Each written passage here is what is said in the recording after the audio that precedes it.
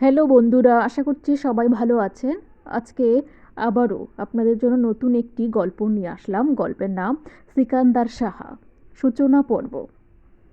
দীর্ঘ 2 বছর ধরে মুনতাহা যাকে ভালোবেসেছিল, মায়ের প্রথম গড়ে সন্তান বলে, যেই বাড়ি থেকে মুনতাহাকে রিজেক্ট করে মুনতাহার সৎ ছোট বোন ফারহিনকে বউ বানিয়ে নিয়ে গিয়েছিল বছর 1 আগে, সেই বাড়িরই বড় ছেলের সাথে আজ নিজের বিয়ের কথা শুনে রীতিমতো চমকে উঠল মুনতাহা।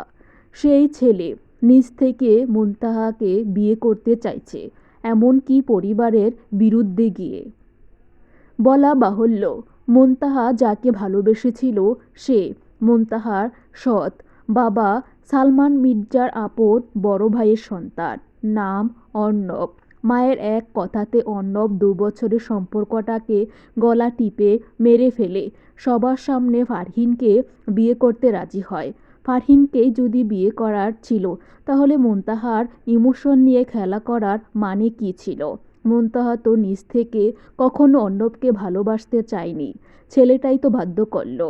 কত পাগলামি করলো, কত বড় বড় কথাও বলেছিল যে মরে গেল মুনতাহাকে সে ছাড়বে না, কিন্তু সেদিন তো ঠিকই ছেড়ে দিল হাতটা। আর বাহানা দিল মা মানবে না, তুমি চাচির আগের ঘরের সন্তান, আমি তোমাকে বিয়ে করলে আমার মা সুইসাইড করবে, আরও কত কী। ঠিকবাজ প্রতারক ছেলে একটা। সেই ঠকবাজ প্রতারক ছেলের বড় ভাইয়ের পাইকে মুনতাহা জেনে শুনে বিয়ে করবে কোনো দিনই না।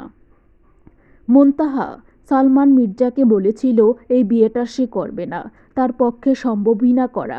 কথাটা সালমান মির্জাকে বলার 20 মিনিটের মাথায় হন্তদন্ত হয়ে এই বাড়িতে ছুটে আসে সিকান্দার, আর এসেই মুনতাহাকে ডেকে জিজ্ঞেস করছে কেন বিয়ে করবে না সে সিকান্দারকে।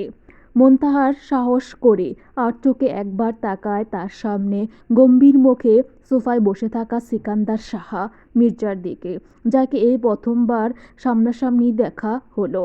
গত সপ্তাহে আমেরিকা থেকে দেশে ফিরেছে দীর্ঘ 12 বছর পর। তার সম্পর্কে কিছুই জানে না মুনতাহা। লোকটা কেমন, কি করে, নাথিং, অথচ আগাম সার্টিফিকেট দিয়ে বসে রইল তাকে নিয়ে। কেমন এক গম্ভীর দৃষ্টি নিয়ে তাকিয়ে আছে মুনতাহার দিকে সিকান্দার। অস্বস্তি হচ্ছে তার এ চাহনিতে মুনতাহার। বসার ঘরে থাকা 3-3টে মুখ তাকিয়ে আছে এভাবে। সিকান্দার হাত ঘড়িতে একবার সময় দেখে নিল। পাক্কা 40 মিনিট ধরে তারা এভাবে বসে আছে। একটা প্রশ্নের উত্তর দিতে কারো 40 মিনিট লাগে? সিকান্দারের জানা নেই। বাড়িতে রীতিমতো ঝগড়া করে তারপর এখানে এসেছে সিকান্দার। মেজাজটা ভীষণ চটে আছে, কিন্তু সেটা একটুও বুঝতে দিচ্ছে না সামনে বসে থাকা রমণীকে। সকল নীরবতাকে সাইডে রেখে দিয়ে সিকান্দার আবারও প্রশ্ন করল, আপনি আমাকে বিয়ে করতে চাইছেন না কেন? মন চাচাকে মানা কেন করেছেন? মন এই প্রথম তার গলার স্বর শুনল মুনতাহা। বাট মন মানে কি? মন কেন বলল তার নাম মুনতাহা? কিছু জিজ্ঞেস করছি আপনাকে মন, উত্তর দিন। আপনার এই নীরবতাকে কি তাহলে ধরে নিব আপনি রাজি আছেন? চাচাকে মিথ্যা কথা বলছেন? মুনতাহা এবার সাহস সঞ্চয় করল। হাত কচলাতে কচলাতে থতমত গলায় বলল, আমার পক্ষে আপনাকে বিয়ে করা সম্ভব নয়। আমি কারণটা জানতে এসেছি। কারণটা বলুন। আমার হাতে সময় নেই মন, বাড়ি ফিরতে হবে। বাড়িতে ঝগড়া করে এসেছি, শুনেছেন তো? মুনতাহা মায়ের দিকে তাকালো, সরল দৃষ্টি নিয়ে তাকিয়ে আছে। সালমান মির্জা নড়ে চড়ে বসল। তার নিজেরও তেমন একটা মত নেই এই বিয়েতে। অজানা থাকার কথা তো নয় আপনার। আপনাকে বিয়ে করা আমার কাছে অপমানের। সিকান্দারের বুক কুঁচকে আসলো সে কথা শুনে। অপমানের মানে? যেই বাড়ি থেকে আমাকে প্রত্যাখ্যান করা হয়েছে, সেই বাড়ির আরেক ছেলেকে বিয়ে করাটা কি আমার জন্য অপমানের নয়? বাড়ি প্রত্যাখ্যান করেছে সিকান্দার না, আমি আপনাকে। বাড়ির বিরুদ্ধে গিয়ে চুজ করেছি। আপনি সম্মতি প্রদান করুন বিয়েতে। আপনার অমতে বিয়ে করার ইচ্ছে নেই আমার আপাতত।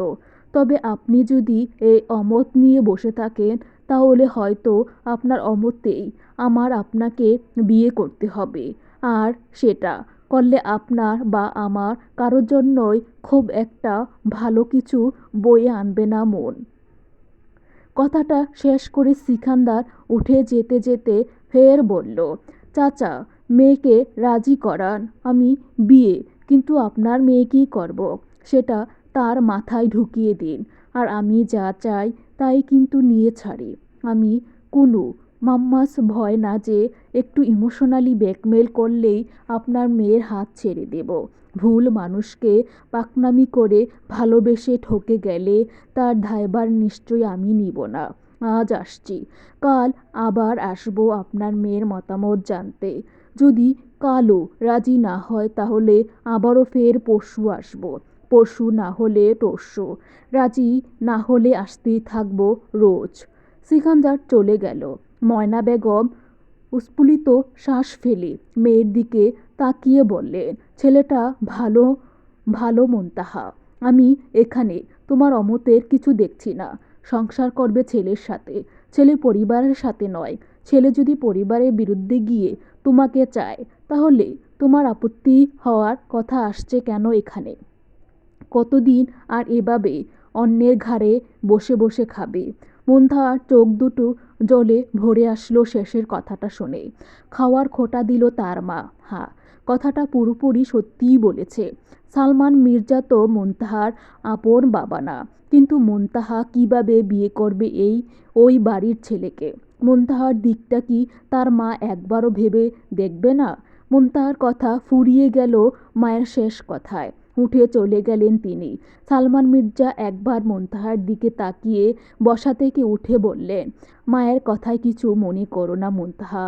তুমি কারো চাপে পড়ে অথবা নিজের মনের বিরুদ্ধে গিয়ে সিদ্ধান্ত নিও না। সময় নেও, ভাবো, যেটা সঠিক মনে হয় করো। তবে এতটুকু বলতে পারি সিকান্দার তোমার জন্য উত্তম হবে। এই ভরসাটুকু আমার ওপর তুমি করতে পারো। বাট ও বাড়ির বউ হলে তোমাকে তাদের কথা শুনতে হবে, এটা সত্যি কথা। কারণ সিকান্দার কোনো দিন ভাবিকে মানাতে পারবে না এই বিয়েতে।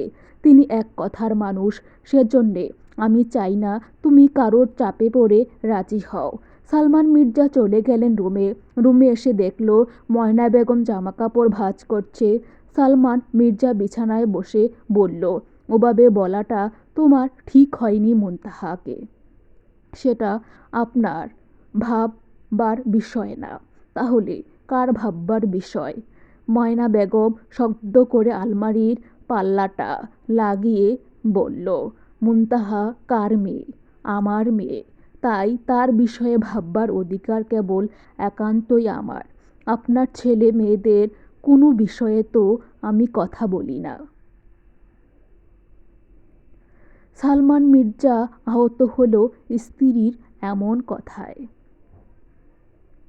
মেয়েটা তোমার একার ময়না? কেন, কোনো সন্দেহ আছে এতে? সালমান মির্জা আর কিছু বলল না। মির্জা বাড়ির বসার ঘরটা আজ ঘুমোট হয়ে আছে।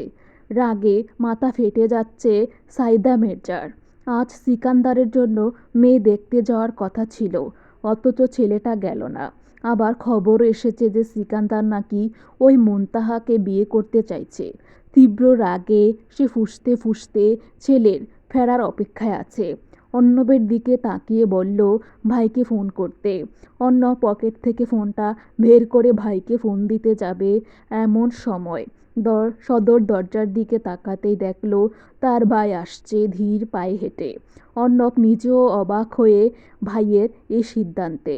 সে কি করে ছোট ভাইয়ের প্রাক্তনকে বিয়ে করতে চাইতে পারে? সিকান্দার কোনো দিকে না তাকিয়ে সবাইকে পাশ কাটিয়ে উপরে উঠতে চলে যেতে নিলে সাইদা মির্জা ছেলেকে ডেকে ওঠে, সিকান্দার। সিকান্দার দাঁড়িয়ে যায়। সাইদা মির্জা বসা থেকে উঠে ছেলের দিকে এগিয়ে এসে বলল, এসব আমি কি শুনছি? তুমি নাকি ওই মুনতাহাকে বিয়ে করতে চাইছো। কথাটা কি খারাপ হয়ে খারাপ হয়ে গেছে তোমার? মাথাটা কি খারাপ হয়ে গেছে তোমার? সিকান্দার গম্ভীর গলায় বলল, ভুল। কোনো খবর পাননি। যা শুনেছেন ঠিকই শুনেছেন। অথেন্টিক নিউজই এটা। এটা তুমি করতে পারো না সিকান্দার। ওই মেয়ে এই বাড়ির বউ হতে পারে না। কেন হতে পারে না? ওই মেয়ের বংশ পরিচয় কেমন জানো না। তোমার ছোট ভাইও ওই সেম ভুল করতে যাচ্ছিল। তাকে ফিরিয়ে এনেছি। এখন আবার তুমি শুরু করলে। তার জন্য আমি আপনার কাছে কৃতজ্ঞতা স্বীকার করছি যে আপনার ছেলেকে ভুল করা থেকে আটকিয়েছেন। সে এই সিকান্দার সাহা মির্জার সম্পত্তির দিকে হাত বাড়ানোর চেষ্টা করেছিল। ভাই তো সেজন্যই জীবিত রেখে দিয়েছি। অন্য কেউ হলে এতদিন তার জায়গা কবরে থাকত। সিকান্দার, চিৎকার করে উঠল সাইদা মির্জা।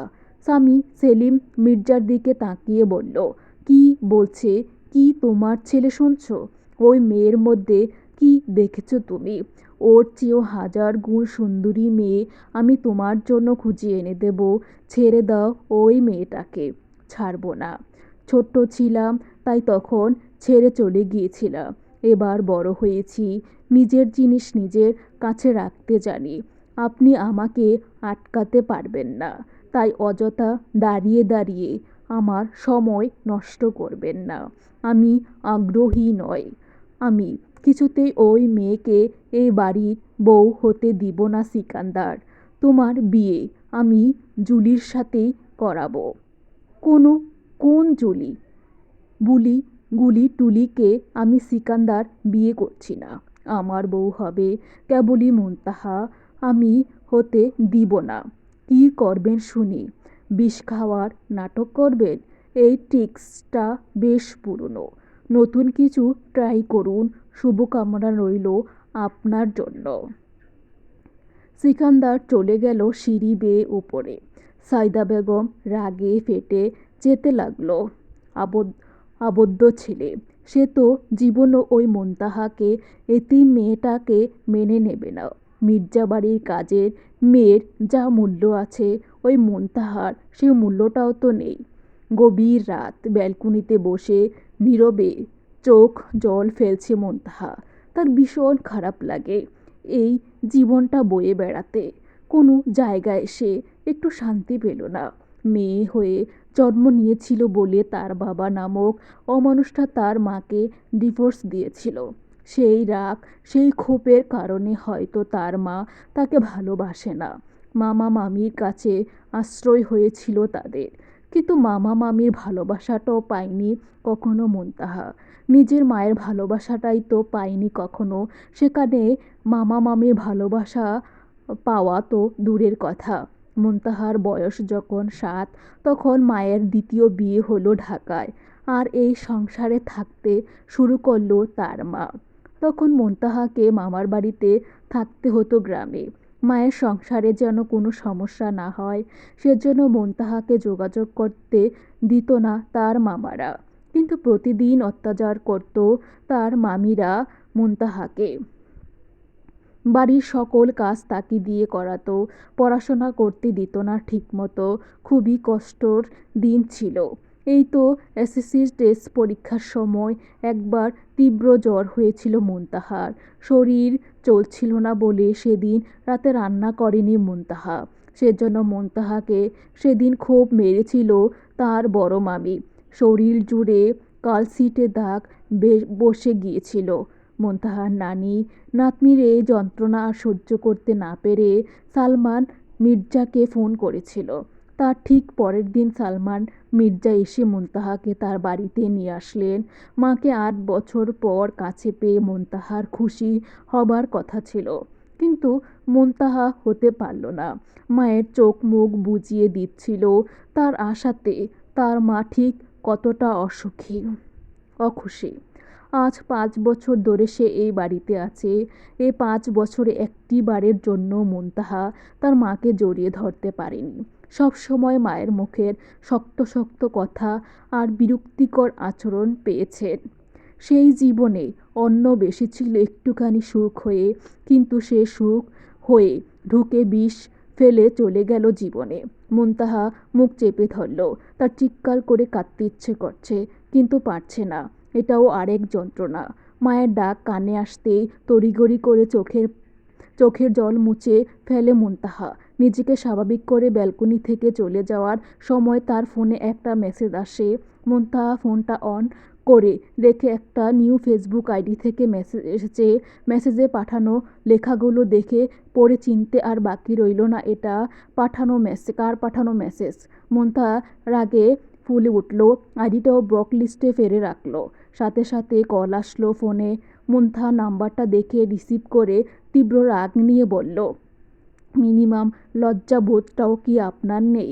কেন আমাকে মেসেজ দেন ফেক আইডি খুলে? আমি আপনাকে প্রচণ্ড ঘৃণা করি, বুঝতে পারেন না এই সিম্পল বিষয়টা? নাকি গন্ডারের চাপনা শরীরের কোনটা? আর একবার ফোন বা মেসেজ করলে সামনাসামনি গিয়ে চড়িয়ে আপনার গাল লাল করে দিয়ে আসবো।